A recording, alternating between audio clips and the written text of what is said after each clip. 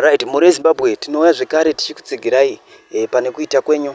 Tinoziva kuti vanhu vakawandisisa vanosapota Nelson Chamisa.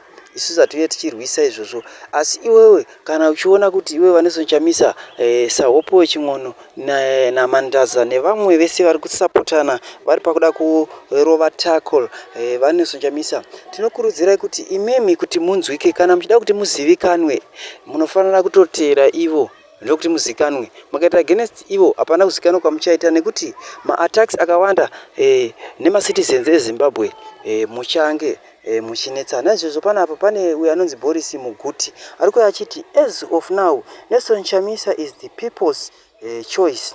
It will take more than gutter journalism, recall and smile campaigns to pull down him. Lead us Nelson Chamisa. Ndiyo nyaya yauya ichitaurwa nemukomana uyu. So muri Zimbabwe tinokutendai nemashoko ataya tichikusiyirai panapa.